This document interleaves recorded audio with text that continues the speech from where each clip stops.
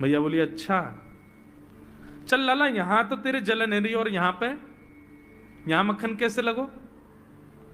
ठाकुर जी बोले मैया मैं अपनी जलन दूर कर रहा हूं, इतने में जन कहां थे एक मक्खी आके मेरे मुंह पे बैठ गई। बाकू उड़ावे के काज मैंने जैसे मुंह पे हाथ किया सो मक्खन मेरे मुंह पे लग गो मैया। मैया बोली लाला तू चोरी भी करन लगो और अब झूठ भी बोलन लगो मुंह से।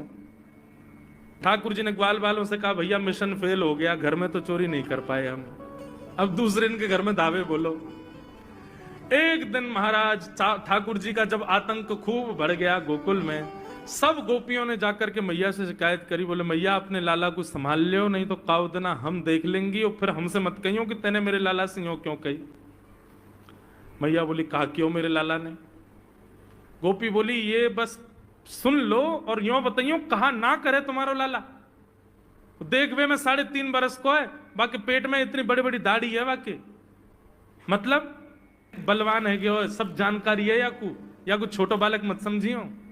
गोपियों ने जाकर के अपनी अपनी दुख दर्द सुनाए मैया को।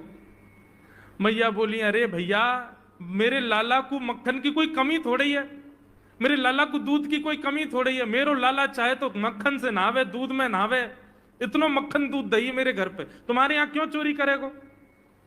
अरे कई बार बालकन को अपने घर को भोजन बढ़िया ना लगे, दूसरे के घरन को बढ़िया लगे, अगर बार ने तुम्हारे यहाँ की नेकात मक्खन खा लिया तो हम इतना रो क्यों रही हो?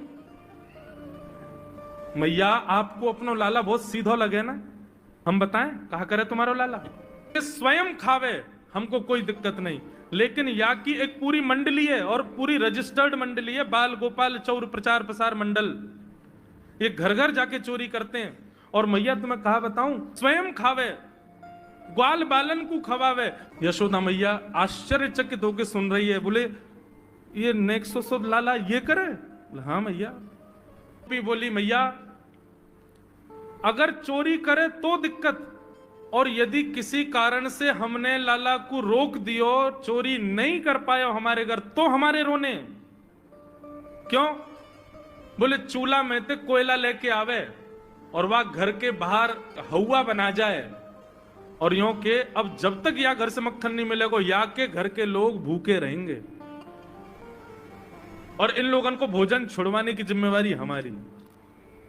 बोले कहा करे फिर?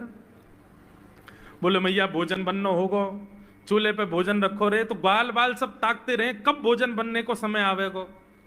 जैसे ही कछु और काम करवे के काजे गोपी ने उठ के जावे तो कहो तो बाकी कढ़ैया में खूब सारो पानी डाल जाएंगे,